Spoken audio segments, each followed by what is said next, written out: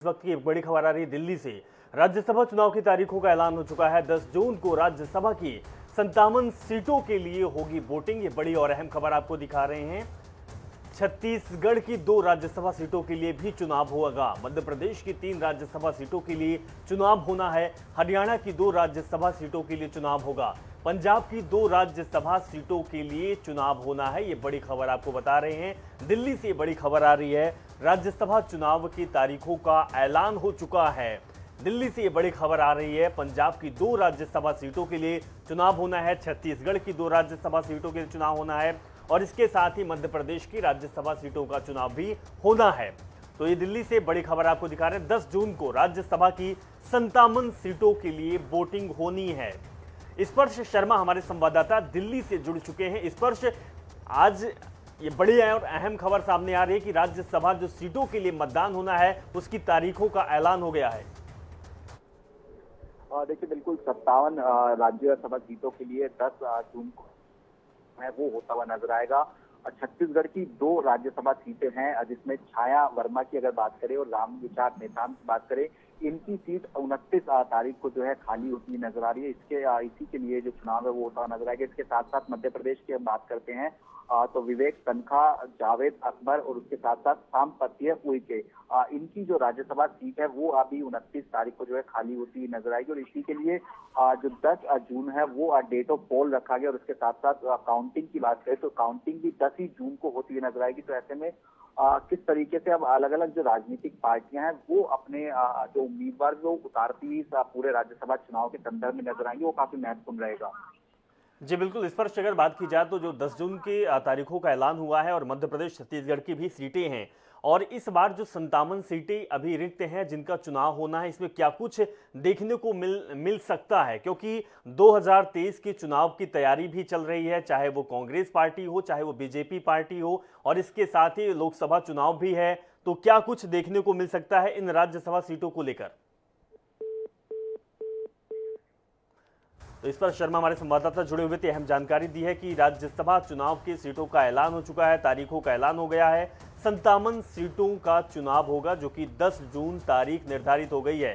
तो 10 जून को राज्यसभा की 57 सीटों की वोटिंग होनी है। ये बड़ी और अहम खबर दिखा रहे हैं। छत्तीसगढ़ की 2 राज्यसभा सीटों के लिए चुनाव होगा और इसके साथ ही मध्य प्रदेश की 3 राज्यसभा सीटों के लिए भी चुनाव होगा।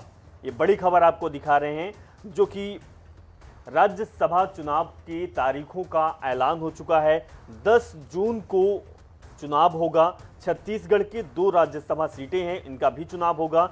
मध्य प्रदेश की बात की जाए तो मध्य प्रदेश की 3 राज्यसभा सीटें खाली हैं, उनमें का भी चुनाव 10 जून को होगा।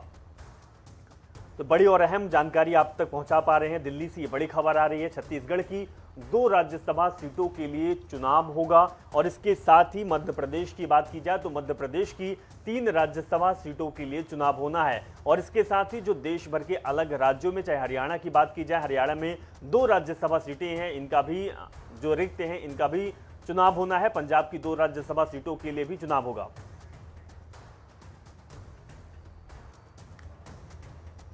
इसी खबर पर हमारे 2 संवाददाता भोपाल और रायपुर से जुड़ चुके हैं। सबसे पहले हम रायपुर चलेंगे। स्वप्निल गौरखेड़े हमारे साथ जुड़े हुए। स्वप्निल, अगर बात की जाए तो छत्तीसगढ़ के 2 राज्यसभा जो सीटें रिक्त हैं उनका चुनाव होना है, तारीखों का ऐलान हो चुका है। अब इस बार जो राज्यसभा सीटें हैं किसके खेमे में जाने वाली हैं?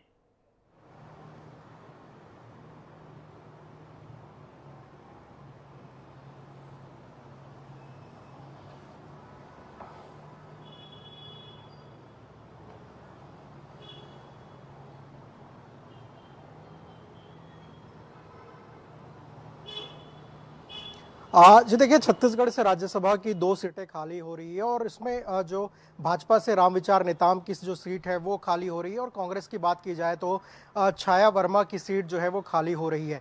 हालांकि किसे राज्यसभा भेजना है ये अभी तक कांग्रेस ने तय नहीं किया है, लेकिन अभी जो कांग्रेस के पास बहुमत है छत्तीसगढ़ में, 71 विधायक जो है वो विधानसभा में है, तो ऐसे में जो दोनों सीटें हैं वो जाहिर तौर पर जो है वो कांग्रेस के पास ही आनी है। लेकिन अभी तक नामों को लेकर जो है कांग्रेस संगठन में अभी तक कोई चर्चा नहीं हुई है, लेकिन राज्यसभा के लिए कई ऐसे नाम हैं जो जो काफी प्रमुखता के साथ दावेदारी कर रहे हैं। यहाँ से जो विधानसभा अध्यक्ष है डॉक्टर चरणदास महंत, उन्होंने भी राज्यसभा जाने की इच्छा जाहिर की है और इसके साथ ही कई बड़े चेहरे हैं जो राज्यसभा जाना चाहते हैं। लेकिन अभी तक जो सूत्रों से जानकारी मिले है कि छत्तीसगढ़ से एक जो है राज्यसभा भेजा जाएगा और एक चेहरा जो है वो दिल्ली से तय होगा।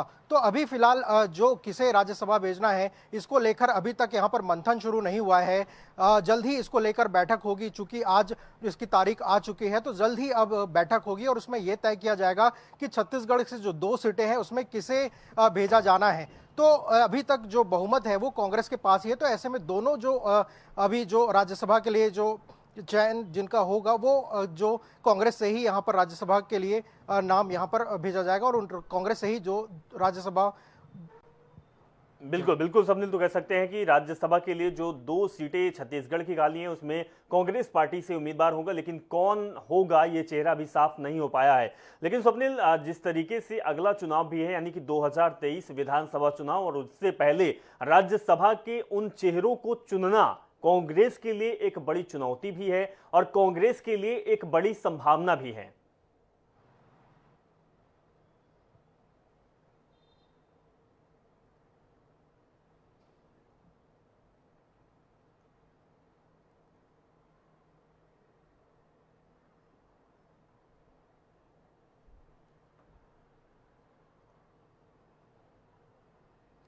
निश्चित रूप से कांग्रेस के लिए एक बड़ी चुनौती है, क्योंकि कई नेता हैं कांग्रेस में जो राज्यसभा के लिए दावेदारी कर रहे हैं। इसमें सबसे जो है वरिष्ठ नेताओं की अगर बात की जाए तो यहाँ से विनोद वर्मा हैं, उन्होंने भी कहीं ना कहीं लॉबिंग की है राज्यसभा जाने के लिए। इसके साथ ही गिरीश देवांगन जो कांग्रेस में जो महामंत्री भी हैं और जो है निगम मंडल के अध्यक्ष भी है, वो भी दावेदारी कर रहे हैं। इसके अलावा कई बड़े नाम हैं जो राज्यसभा जाना चाहते हैं, जिसमें एक बड़ा नाम जो है वो विधानसभा अध्यक्ष डॉक्टर चरणदास महंत का भी है। उन्होंने भी सीएम भूपेश बघेल से मुलाकात करके राज्यसभा जाने की इच्छा जाहिर की है। तो ऐसे में कांग्रेस के लिए बड़ी मातापच्ची होगी जब इनका जो है किसे भेजा जाना है। जब ये सिलेक्शन के लिए बैठेंगे तो बड़ी मातापच्ची जो है वो कांग्रेस को करनी पड़ सकती है। कांग्रेस को माथापच्ची करनी पड़ेगी। स्वप्निल, आपको रोकना चाहूंगा, हमारे साथ अनुराग मालवीय हमारे विशेष संवाददाता भोपाल से जुड़ चुके हैं। अनुराग मालवीय, अगर बात की जाए तो मध्य प्रदेश की 3 जो राज्यसभा सीटें हैं वो भी खाली हो गए, उनका भी चुनाव 10 जून को होगा। इस बार क्या कुछ देखने को मिल सकता है इन राज्यसभा सीटों को लेकर? देखिए, बिल्कुल अगर बात करें अभिषेक तिवारी, इस पूरे मसले को लेकर अगर देखें जिस तरह की पूरी परिस्थितियां हैं, उसमें सबसे महत्वपूर्ण बात यह है कि मध्य प्रदेश की जो सीटें हैं उसमें बहुत स्पष्ट रूप से नजर आता है कि 2 सीटें भारतीय जनता पार्टी के कोटे में जाएगी अगर हम विधायकों की संख्या के लिहाज से देखें, और दूसरी अगर सीट की अगर हम बात करते हैं तो 1 सीट कांग्रेस के पास जा सकती है। लेकिन जो सबसे बड़ी बात है वो है दोनों ही पक्षों के लिए कि किस नाम को तय किया जाएगा, क्योंकि मध्य प्रदेश एक ऐसी जगह है जहां पर हम देखते हैं कि आयातित उम्मीदवार यानी कि मध्य प्रदेश बाहर के उम्मीदवारों को कई बार बहुत महत्व दिया जाता है। हमने पहले भी देखे तो इस श्रृंखला में कई नाम आए। इस बार भी अगर बीजेपी की बात करें तो पीयूष गोयल के लिए स्पेस बनाने की कोशिश मध्य प्रदेश से होगी, तो कांग्रेस भी हो सकता है कि गुलाम नबी आजाद के लिए करे। लेकिन ज्यादा गुंजाइश कांग्रेस की अगर हम बात करते हैं तो साफ तौर पर विवेक तनखा एक ऐसे नाम है जो पिछली बार भी कांग्रेस से गए थे और इस बार भी उनका कार्यकाल खत्म हो रहा है, तो कांग्रेस की कोशिश होगी अगर उनको छत्तीसगढ़ से नहीं भेजा जाता है तो मध्य प्रदेश से ही भेजा जाए दोबारा पे। हालांकि वो छत्तीसगढ़ या मध्य प्रदेश दोनों में से किसी भी जगह से भेजा सकते हैं। मध्य प्रदेश में एक और जो भारतीय जनता पार्टी की सीट है उससे मध्य प्रदेश की सरकार, मध्य प्रदेश की कोशिश होगी बीजेपी की कि किसी दलित चेहरे को भेजा जाए। इसमें सबसे बड़ा नाम लाल सिंह आर्य का है।